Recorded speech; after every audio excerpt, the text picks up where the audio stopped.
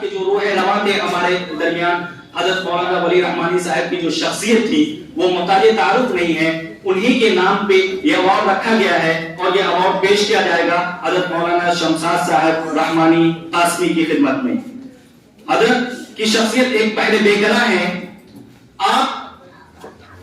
سرمایہ تعمیر ملت اور میر کارواں ہیں، آپ تہذیب حاضر کے روح رواں، مظہر علم و دانش اور صاحب علم و عرفان ہیں، جن کا قلم تشنگان علم کو شعور کی زندگی عطا کر رہا ہے۔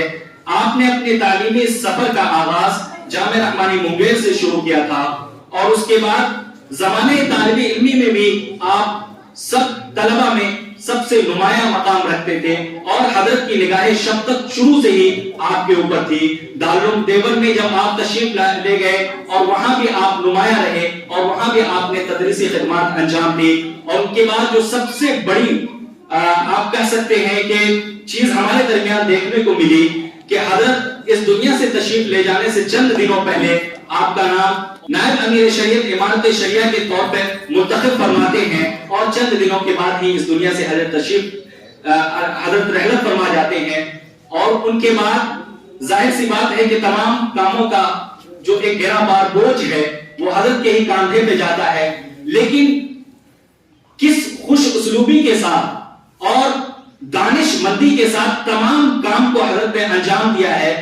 ظاہر سی بات ہے کہ ہم ان کو لفظوں میں بیان نہیں کر سکتے ہیں، کیونکہ ظاہر سی بات ہے کہ جس ادارے کے چاہنے والے بہت زیادہ ہوتے ہیں تو ان اداروں پہ سب کی نگاہیں بھی اسی طرح ٹکی ہوتی ہیں، ان ادارے کی ایک ایک ایکٹیویٹیز کو، ان ادارے کے ایک ایک حرکات کو ہر ایک اپنی نگاہوں سے دیکھتے ہیں، اور ذرا سی بھی اگر ان کو کسی چیز میں دقت ہوتی ہے تو وہ آواز بلند کرتے ہیں، اور حضرت مولانا شمشاد صاحب قاسمی رحمانی نے بڑے ہی اسلوبی کے ساتھ ان فرائض کو انجام دیا ہے، اور پھر امیر شریعت کا انتخاب آپ تمام لوگوں کی نگاہوں میں ہے کہ کتنی دور اندیش شخصیت کا انتخاب کیا گیا ہے۔ ہم بڑے ہی ادب و احترام کے ساتھ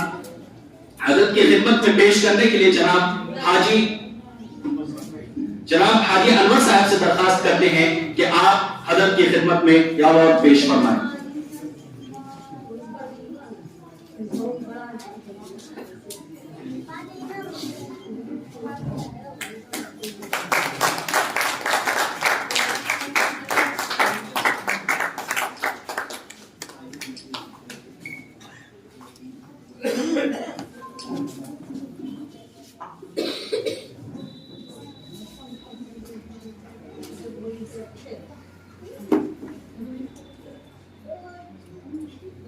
تالیوں سے استقبال کرتے ہیں اور تالیوں سے